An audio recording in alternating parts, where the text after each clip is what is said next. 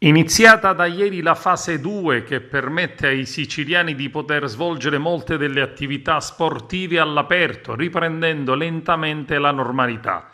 La circolare esplicativa della Regione Siciliana, inviata a tutte le associazioni sportive, circoli e società, fissa dei paletti per i giochi individuali e non di squadra, nel rispetto delle indicazioni nazionali.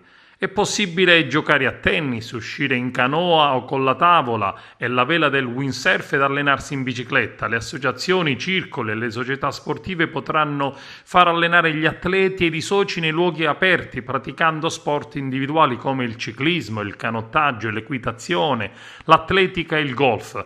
Resta chiaro che all'interno delle strutture restano chiuse piscine, palestre, spogliatoi, bar e sale comuni.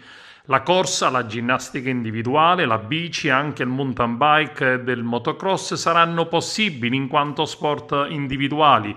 Possibili anche le discipline a mare come la pesca subacquea, l'apnea, i tuffi ed il nuoto in acque libere, purché esercitati nel sito più vicino alla propria abitazione. Potranno tornare al mare anche i surfisti, i velisti, sempre da soli con le tavole e vele. È chiaro che dovranno essere adottate tutte le disposizioni di sicurezza e protezione individuale, quali mascherine, guanti, termoscanner e saturimetro, con l'ingresso ai soli iscritti, informando i soci che dovranno prenotarsi prima presso il club o il circolo ed evitare assembramenti, con il rischio eventuale di controlli e quindi di sospensione delle attività.